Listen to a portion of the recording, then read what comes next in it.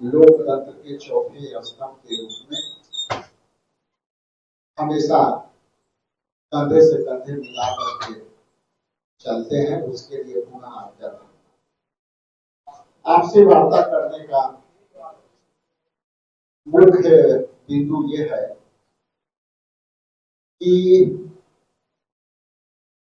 कभी सुना करते थे कि बिहार में बहार है और अपराधियों की कमाल है,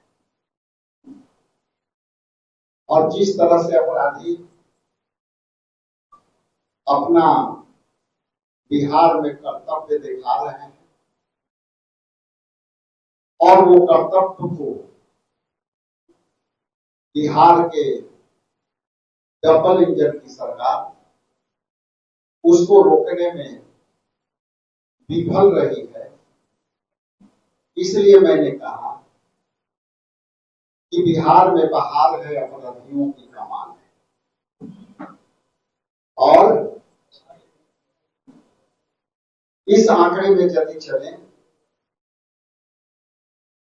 तो उत्तर प्रदेश में डबल इंजन की सरकार है, भाजपा की सरकार है, और बिहार में भाजपा की समर्थित सरकार है। और दोनों के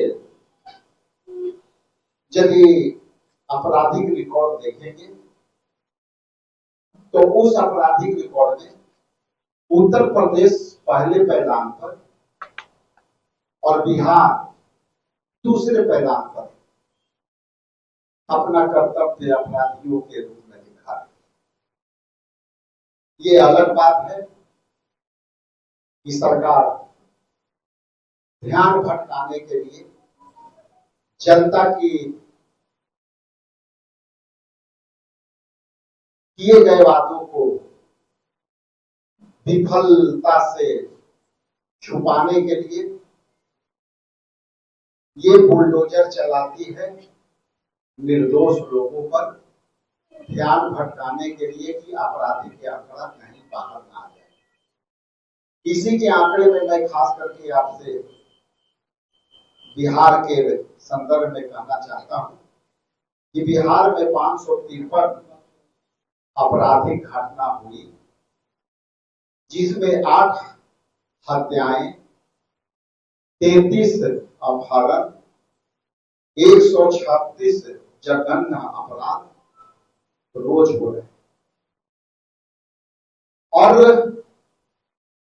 यदि बिहार के करंट अफेयर हम लोग पढ़ा करते थे, जब बीपीएससी की परीक्षा देते थे तो हम लोग करंट अफेयर पढ़ते थे, तो करंट अफेयर को यदि देखें तो आपराधिक आंकड़ा का बिहार में जिस तरह से इजाफा हुआ है, आपसे छुपा हुआ नहीं, और ना आपसे बिना नॉलेज वाली बात कर रहे हैं। 16 अप्रैल को बक्सर के मुफस्सिल थाना क्षेत्र अंतर्गत बीसी कॉलोनी के पास तिलक समारोह में पहुंचे 2 गैंग के बीच अचानक आधारभूत गोलियां चली। पटना में गैंगवार मसौढ़ी में शनिवार के 2 बजे गुटों में हुई। गैंगवार के फराया वांटेड गोलियों से कई लोगों की हत्या हुई।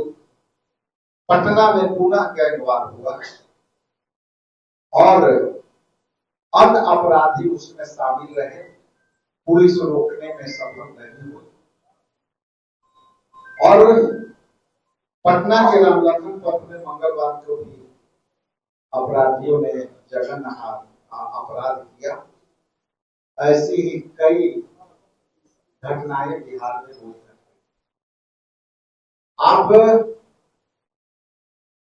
एक बात जो अभी बहुत कम आया कि यहां सीतामढ़ी